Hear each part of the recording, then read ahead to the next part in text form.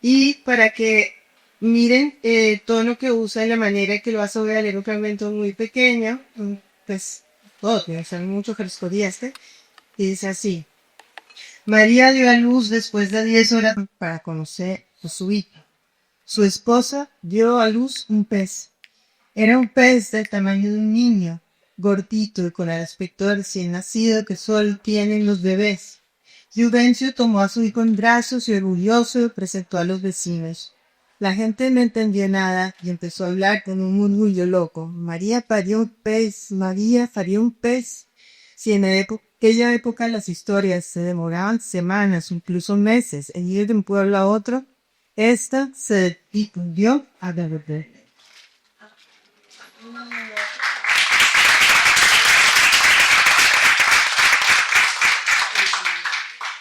Aquí sigue Italia a preguntarte como por ese cruce que existe, por lo menos en Colombia claramente, desde el deísmo movimiento y las creencias populares. Y que tanto crees tú que esas creencias populares están vivas también en su país y cómo. Bueno, me parece que lo primero a demarcar es que el realismo mágico es un estilo, una forma de narrar una determinada realidad. Y esta determinada realidad, lo mágico es parte, es verdad, no es mentira, no es invención. Entonces, el realismo mágico no es ficción, es distinto. Es una forma particular y muy particular de nosotros de América Latina, Caribe, afrodiaspórico. Aquilo que el estilo aparece como mágico en estas comunidades, para estas personas, en la vida, como ela é lo que se pasa. Y muchos de nosotros tenemos muchas historias de nuestras abuelas, de nuestras mamás, que nos contaban cosas que parecen fantásticas y verosímiles, pero nos contaban como la realidad, porque en su existencia es realidad. Y no cabe a nosotros como escritores, como lectores, cuestionar esto. A mí me competió narrarlas, esos libros.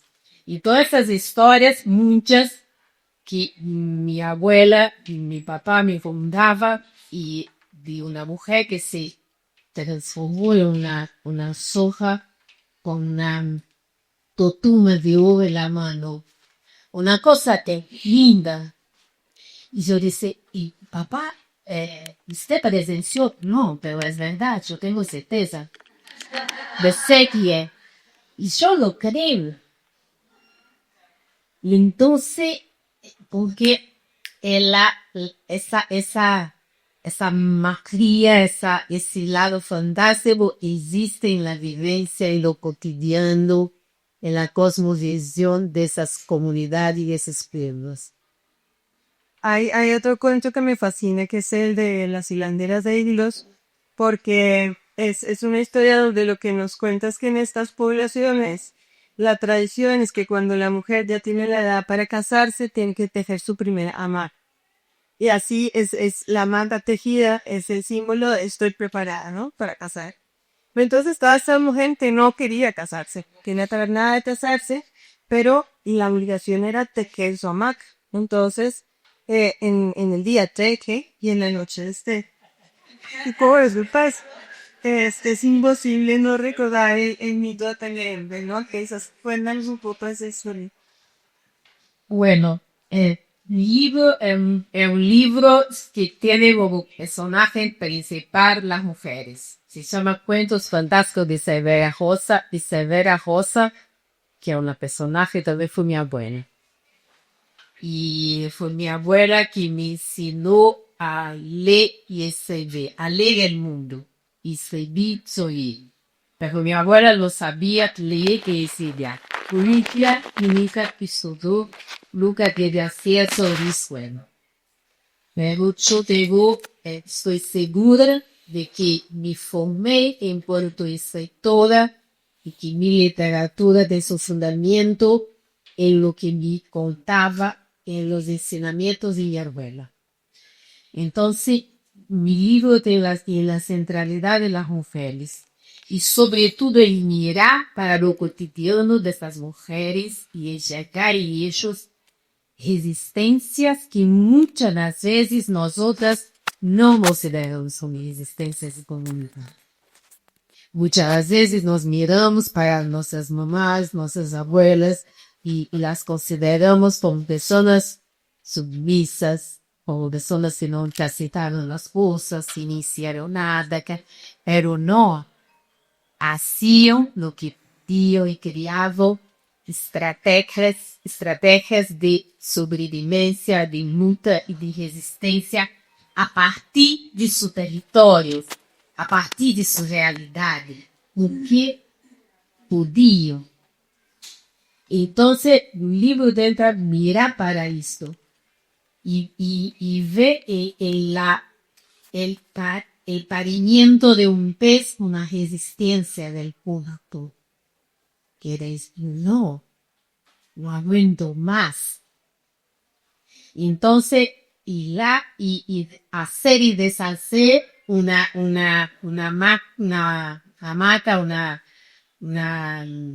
maca. É uma forma de resistência. Capaz, naquela época, a mulher não poderia dizer, eu não quero e pronto, e vou. Não tendría esa condición estructural para hablar simplesmente, no, ni quiero. Entonces, buscó una estrategia cotidiana de decir, no. Entonces, es una forma de resistencia. Bueno, mi libro está muy territorializado, digamos así, culturalmente hablando. Yo hablo así de una cultura, de una cosmovisión de Brasil y afro-brasileña. Pero me parece que a partir de ahí, la literatura nos permite hablar de cosas que atravesan las existencias de muchas otras personas, de mucha gente que no vive en Brasil, que no son, que no tiene esta cultura. Y ese es un papel de la literatura, la posibilidad de universalizar determinadas questões éticas, humanas y de existencia. Entonces hablo de este lugar. Y de este lugar hay un universo de los encantados. Que no sé si comprende ver, los encantados son como entidades que conviven en la naturaleza con los humanos. No son bien duendes, son entidades, es una otra cosa, pero son entidades y muchas las veces, y esta concepción de encantados son personas que se transmutan en encantados y que habitan la naturaleza, que cuidan de la naturaleza, como para usted le parece que tiene la madre de agua en algunos lugares acá de Colombia, ¿no hay? Que se llama de otro nombre, pero es un encantado, es una figura mítica femenina que convive en lo cotidiano con los pueblos de un lugar, de un territorio. Tiene su lugar, su importancia, su existencia. Tiene su existencia. Entonces, en muchas culturas de Brasil, y sé que también fuera de Brasil, estos encantados son personas que se transmutan, se encantam, dada su importancia. A veces es una persona de curación que cuida de los otros, hace bendiciones, y todo que se transmuta, que se encanta. En muchos lugares, en vez de morir, se encanta. Entonces, esta figura de los encantados es muy, muy importante en muchas culturas y en muchas religiones de matrices africanas y afroindígenas, indígenas en Brasil. Entonces, nosotros nombramos de entidades.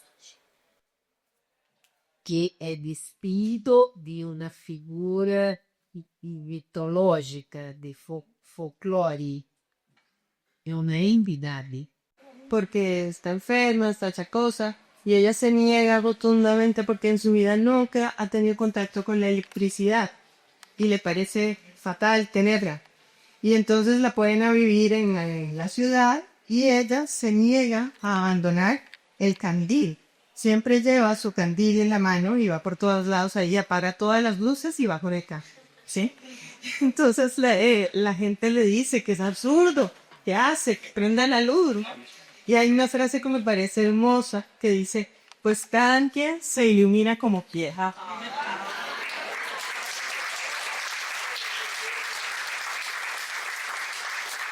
Cuéntanos un poco de tu abuela y de esas experiencias de infancia que te llevaron a trabajar y a dedicar parte de tu vida a este trabajo. Sí. Mi abuela Severa Ossa era sobretudo um personagem, porque eu convivi muito com ela quando eu era antiga. E era uma mulher muito independente. E muitas coisas que hacía, eu solamente fui entender como resistência, como luta de espécie. Então, nasceu um pouco depois que se cegou a esclavitud em Brasil. E era nieta de uma mulher esclavizada. Entonces, mi abuela ainda tendría una cultura muy fuerte afrodiaspórica. Y tendría también una fuerza de lucha por la libertad, por su libertad y su pueblo muy fuerte. Y era una portadora de historia y tendría una memoria increíble. Isso que nos falta, por 40 hoje já não temos memória, assim. A memória vai nos faltar minha abuela, que meu papá também, o 80 tem uma memória para dados, para números, para situação, para histórias. E nos contava histórias, muitas histórias, fantásticas histórias de lugar, de pessoas, Entonces me formó así, su oralidad. Me hice no solamente conocer el mundo, pero imaginar, que para mí es lo más interesante de la literatura, despertar el poder de la imaginación. Y eso me hice mi enfoque. Entonces, era esa figura así increíble. E além dessa história del candil que eu presenciei quando era chica, imagino uma chica de 10 anos com uma abuela que está em uma cidade com luz elétrica e que sai na casa com um candil. Me moria de vergonha. Queria morrer, porque saía com eu, nos rezávamos os netos para acompanhá-la.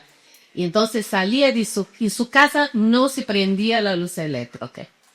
No se prendía. Entonces su casa usaba su candil. Y iba a visitar una vecina para conversar la noche y le llamaba su candil. Y cuando llegaba la vecina decía, no, Severa, por favor, calma, nona. Apaga ese candil y apagaba, pero cuando salía de la casa de la vecina, prendía.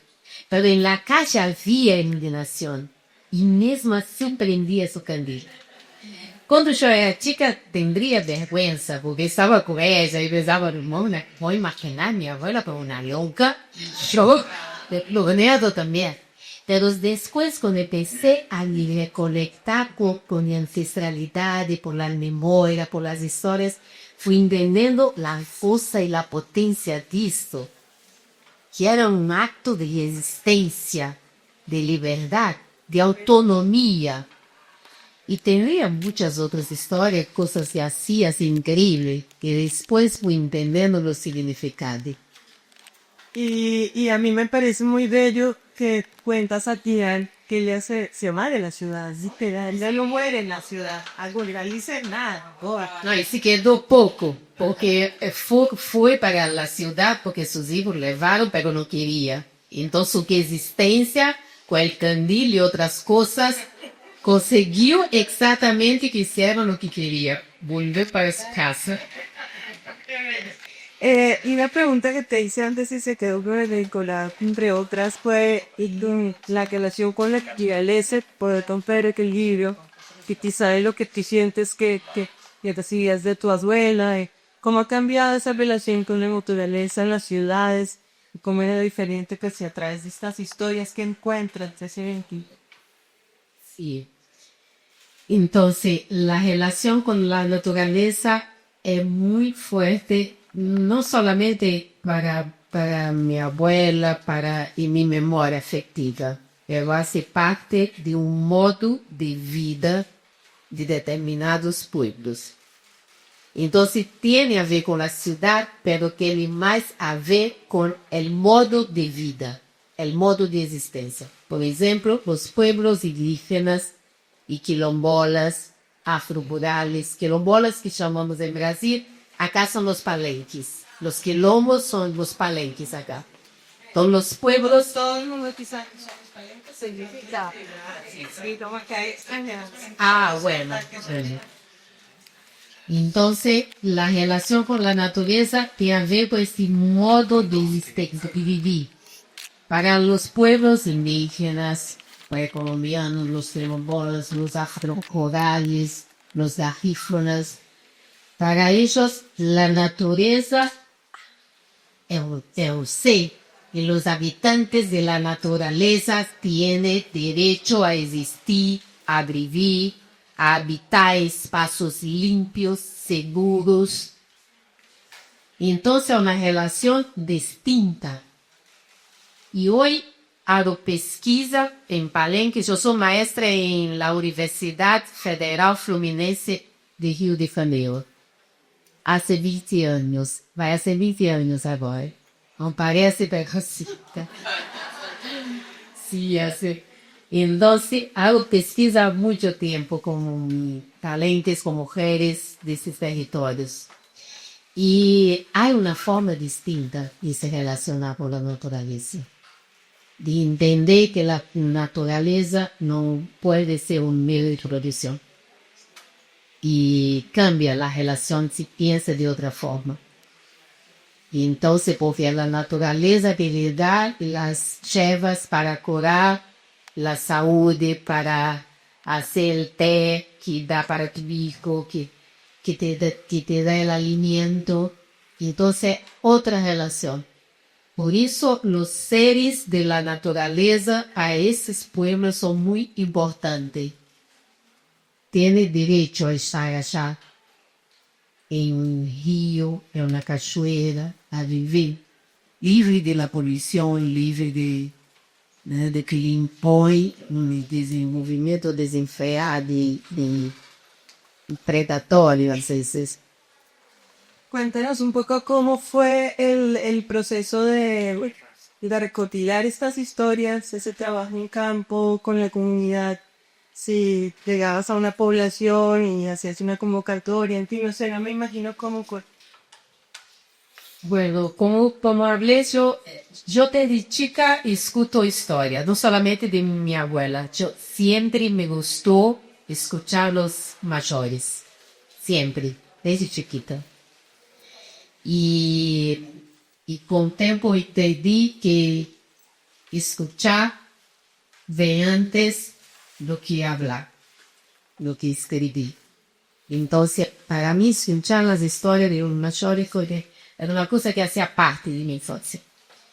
Y desde temprano también empecé a escribir. Pero yo leía mucha literatura brasileira, latinoamericana y otras. Cuando joven, escrevia algumas coisas. E hice graduação, hice mestrado, doutorado, pós-doutorado, e sou maestra na universidade pública há 20 anos. Então, tenho uma trajetória profissional. Escrevo outras coisas, artigos, essas coisas. Pero quando me reencontrei com estas memórias afetivas, com histórias que tendrían en mi memoria, algunas ya tendría escrito, muchas estaban escritas, y muchas otras escuché en las comunidades donde iba a hacer pesquisa, pessoas maiores que contavam outras histórias fantásticas, outras.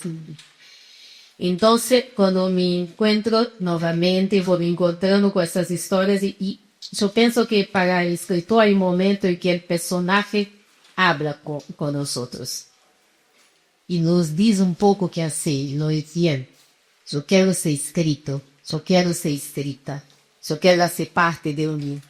E comigo acontece o seguinte, às vezes é um personagem, uma mulher que me acompanha, que está acá me falando e dizendo um enredo.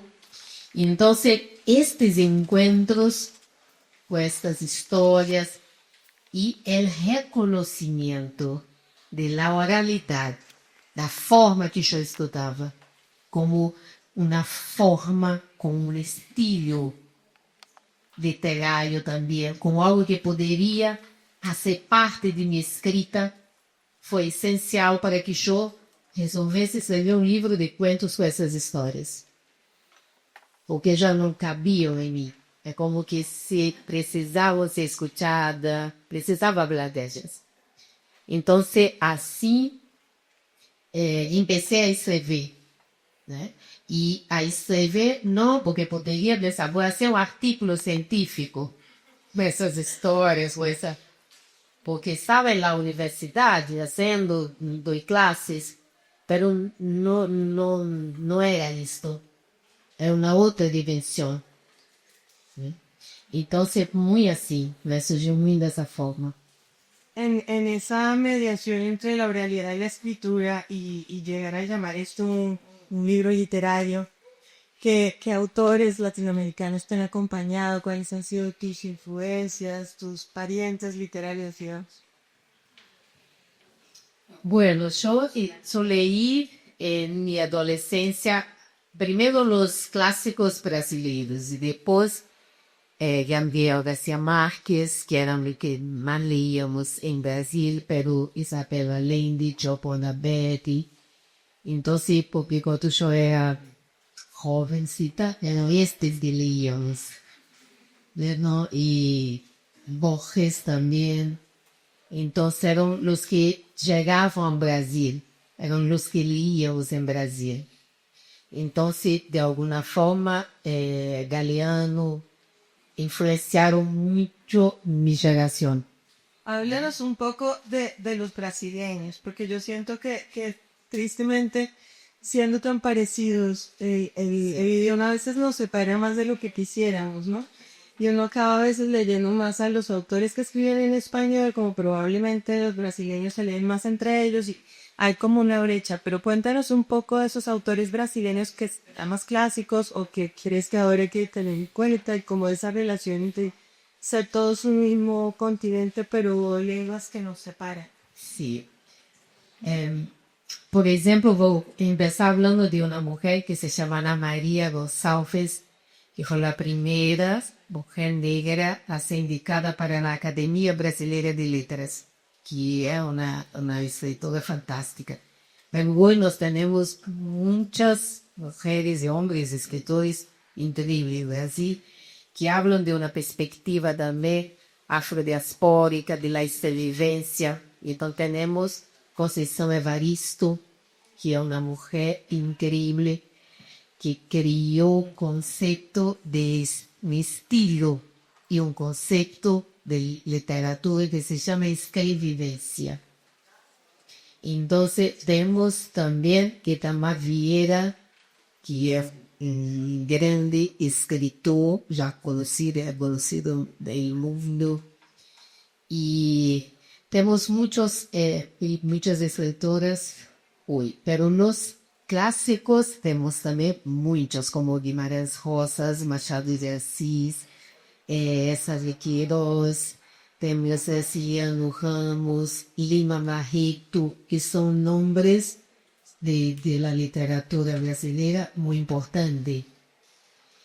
Y tenemos una mujer que para mí también es muy importante, que fue mucho conocida en su época, en la década de 1950, 60, que escreveu um livro que se chamava Quarto de Despejo, que é Carolina Maria de Jesus, que era uma mulher que vendría de Minas Gerais, una mujer negra, pobre, muy trabajadora, hija de trabajadora, y que fue para São Paulo y vivía en una villa, en una favela.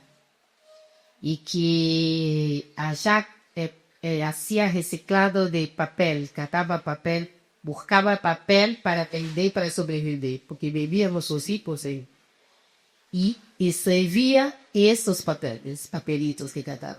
Y escribió muchos libros, más de uno, eran muchas obras, y a época se publicó uno que fue traducido para dezenas de países, que se llama Quarto de Desquejo. Pero era vista como una... El nombre del libro se llamaba Quarto de Desquejo, el diario de una favelada. Y las personas la vieron como una... favelada, no sé si se entiende, una persona que vive en la villa, sí. Y las personas la vieron no como una escritora, pero como una favelada que consiguió escribir. Y la leían así. Pero hoy hay todo un movimiento de rescate y de decir, no, Carolina no solamente fue una escritora importante en Brasil, como hacía análisis de la realidad. Nos permitía hacer una crítica de la sociedad. Entonces hay muchas mujeres escritoras y hombres que vinieron antes y que abrieron las puertas para nosotras. Voy a hacer una última pregunta antes de darle la palabra al público, y esta pregunta es, has hablado de resistencia, de identidad, de quiénes son los brasileños y también cuál es esa tradición, y hasta cierto punto no siempre está presente. Yo quisiera saber, hoy en día, con un mundo que se vuelve cada vez más a la derecha y más autoritario, ¿cómo podemos encontrar esos espacios donde las historias todavía puedan ser una fuerza colectiva que nos permita pensar en otros futuros posibles? Bueno, una cosa que me parece importante es que para mí la literatura no puede romantizar la realidad, pero a presentarla de una otra forma. ¿Y qué quiero decir por eso? La literatura tiene que nos permitir entender que hay contradicciones en la realidad. Entonces no hay los brasileños de forma general, que diga abstrata, porque no hay el colombiano. Nosotros usamos como una nacionalidad, pero hay muchísima diferencia dentro de cada país. El Brasil es formado de Brasiles. Y muchas veces marcadores sociales son atravesados, y lo que constituye esta población son las diferencias raciales que son profundas, a que no parezca el Brasil un país muy racista, como todos los son nuestros países de América Latina y Caribe, muy racista. Hay el patriarcado, que es un otro marcador. Entonces, nosotras, las mujeres, estamos siendo asesinadas todos los días. Los índices de los feminicidios están ahí para mostrar, no estamos seguras. Entonces, hay muchos otros marcadores. Entonces, me parece que es importante para sí pensar esta realidad, ese pensar Brasil, es mirar para estas contradicciones, enfrentarlas, no solamente mirarlas, enfrentarlas.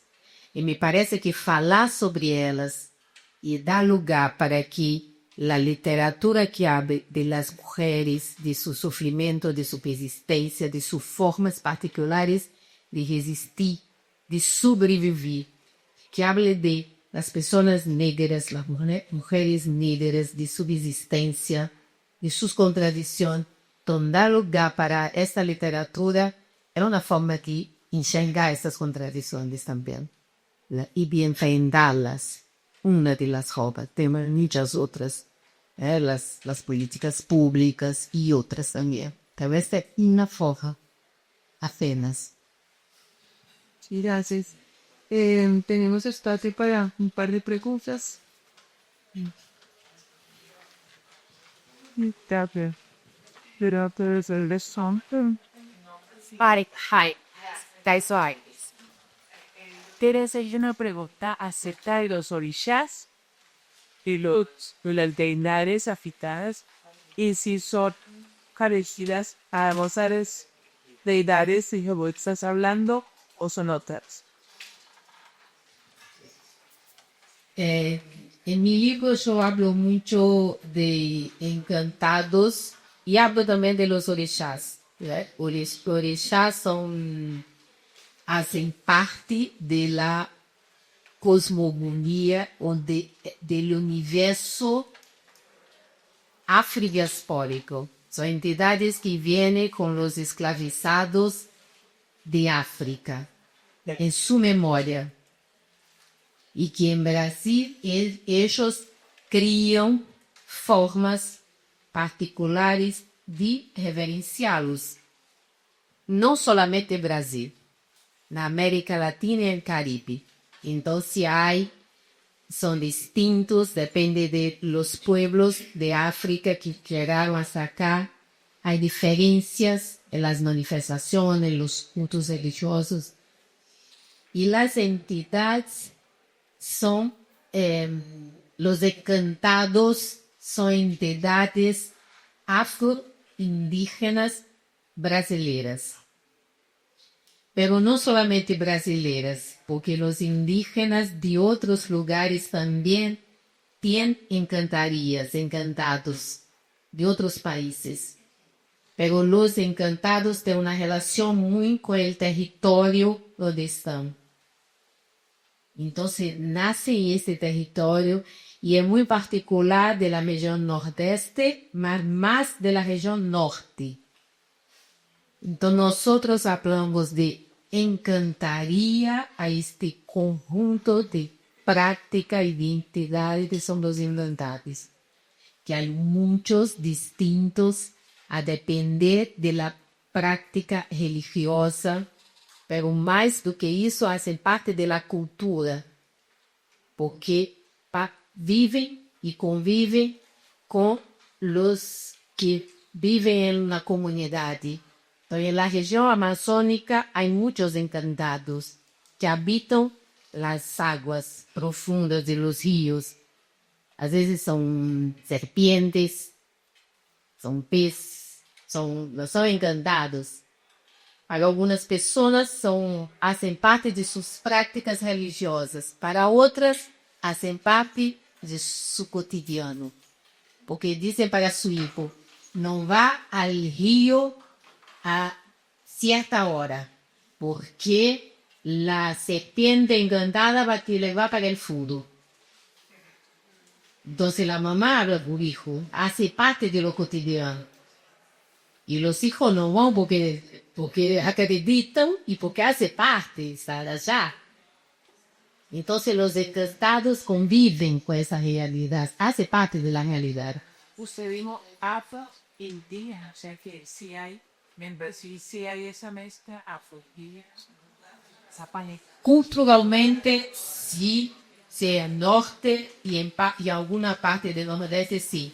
Pero como etnias, como clase, como etnias, son grupos distintos, pero se encuentran, sí, en muchos lugares se encuentran, sí. Aquí hay otra pregunta. Pregunta usted. Cuando se espera un segundo, sería usted, y hay una más. Ya Carla. Ah, ella estaba antes de empezar aquí. 1, 2, 3. 4 si alcanzamos, no sé. Listo. Se puede decir las mentiras según provenían de lugares distintos del acto, porque se habla de gana y ya por acá, pero acá hay chicas, hay chicas que digo va, yo una actriz esa pregunta, pero no es respuesta. Sí, en Brasil se diferencia sobre todo pelas prácticas religiosas. Então, os grupos Bantu, Jeje, Nagô, que são grupos africanos que Bantu são as principais matrizes africanas que chegaram ao Brasil. Que muitas foram para regiões diferentes e algumas se encontraram. Então, há religiões de matrizes africanas distintas. O próprio candomblé, que é uma prática religiosa que existe no Brasil, não é igual na Bahia, que em Maranhão, que em Rio. E onde está a diferença? É o fundamento, é a matriz, é a cultura originária que chegou de África. ¿En qué consiste esa práctica? La práctica religiosa, la religión de matriz no voy a hablar tanto así, no soy como pesquisadora estudiosa. Entonces, y como no soy practicante, no tengo liberdad para hablar. Entonces, tengo que tener respeto para hablar sobre eso, sobre esta práctica. Pero estas prácticas son prácticas religiosas, ritualísticas, de culto aos orixás, às entidades. Entonces, estão no âmbito de la humanidade, que la dimensão espiritual. Hacen parte de la práctica espiritual que qualquer pueblo, cultura tiene. Pero esta es propia de los afrodiaspóricos. Entonces, no es nada así de outro, assim, de diferente. É uma religião que faz parte desta dimensão, como qualquer outra, só que tem sua particularidade, sua forma de ser, de ser praticada. La siguiente pregunta. Bien. Me ayuda mucho estar aquí y escucharte. Placer con este tiempo que haga funcionar de leer tu libro. Quería preguntarte en este mismo tema de la religión, sabiendo que Brasil es un país con un crecimiento muy acelerado de evangélicos y con un crecimiento pues muy acelerado de un cristianismo que demoniza, se van estas tradiciones de matriz africana. Quería como preguntarte cómo ha sido para ti escribir precisamente dando destaque a estos encantados en un país que es tan desencantado por el cristianismo como un cristianismo que es secularista, que es supuestamente. Te quería escuchar un poco sobre la parte de cómo lidiar en Brasil con ese otro mundo que es tan fuerte de cristianismo evangélico, de un cristianismo de Bolsonaro, por ejemplo. Sí.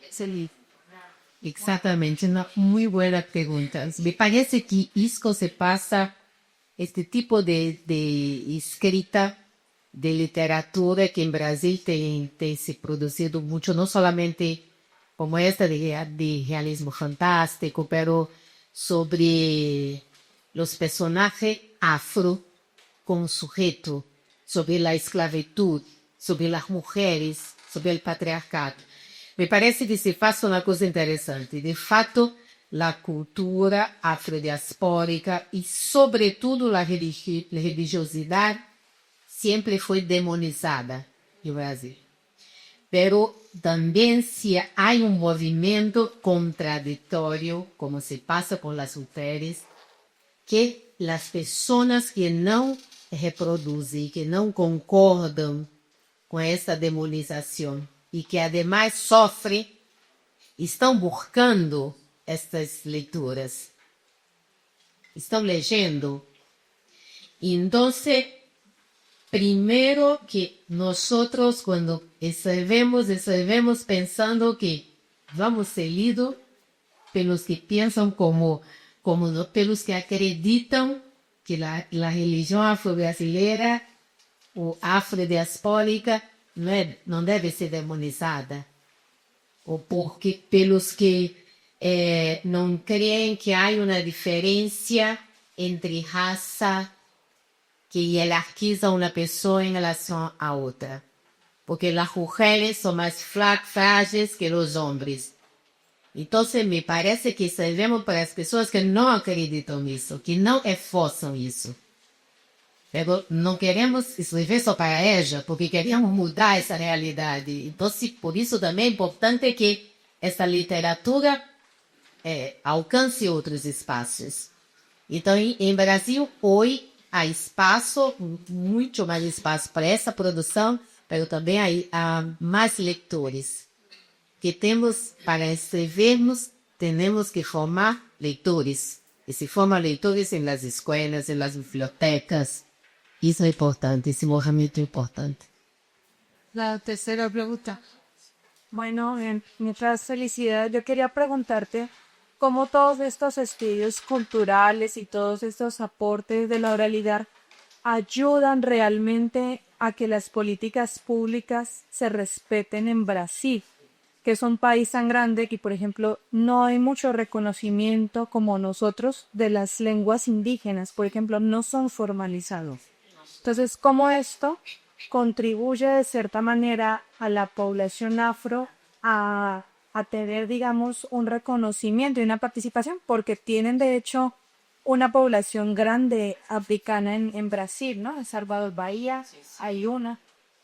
Entonces, es muy buena tu pregunta. Yo siempre hablo con mis alumnos que nosotros podemos no saber hablar inglés, español, francés, japonés, pero si escuchamos a alguien hablando, mínimamente sabemos diferenciar. Pero no sabemos diferenciar las lenguas indígenas que tenemos en nuestro territorio. No sabemos. Entonces, esto es terrible, es de un colonialismo terrible. No sabemos diferenciar ninguna. Capaz de escuchar y pensando que está hablando bien de otro lugar. ¿No? Entonces, no Brasil hay todo ese periodo de demonización, de racismo y todo, ele é acompañado también por resistencia. Los movimientos indígenas, afro, quilombolas, se organizan há mucho tiempo con políticas públicas. Entonces, en nuestra Constitución de 1988 ya hay asegurado en ley algunas conquistas importantes, como por ejemplo el derecho al territorio, a territorialidad. Y a partir de ella, los movimientos buscan otros derechos, por educación, por salud. Hoy en Brasil tenemos política de salud diferenciada para la población negra, indígena, afro-indígena y ahora recién este año para la población quilombola. Tenemos también política de educación diferenciada para la población quilombola y afro también, porque tenemos las cotas raciales, que es una política de reparación histórica. Entonces hay una política específica de ensino indígena, por ejemplo, y quilombola, para asegurar exactamente esto. Y hoy algunas universidades en Brasil, no todas, algunas pocas, reconocen como un mestre de saber, de notorio saber, personas que tienen una formación en oralidad y que no pasaron por la universidad. Entonces, ahora en mi universidad aprobamos 2 mestres notorios saber, de quilombolas, y que son personas que no tienen formación superior y que pueden dar clases en la universidad. Entonces, un poco de eso que... Pero ainda tenemos que caminar mucho.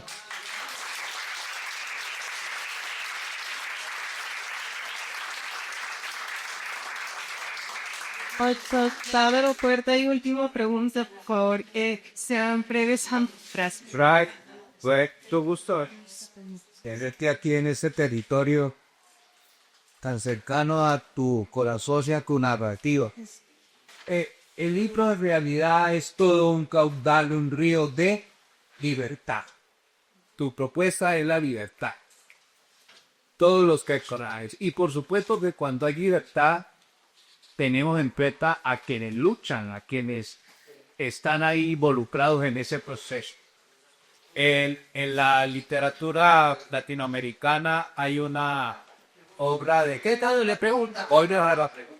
Hay una obra de Scorza que se llama Cantar de Rapito Robles, donde también hay una carencia, y es la ciega añada, que no va pronosticando el futuro.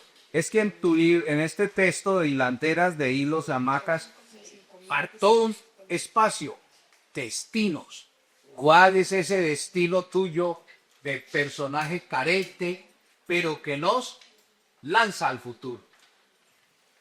Bien, para hablar de destino, me parece que este libro es un intento, sobre todo de las mujeres, de ser nuestro destino, nosotras hacemos. Entonces, y sabemos que eso no se hace sin lucha, no lucha, lucha.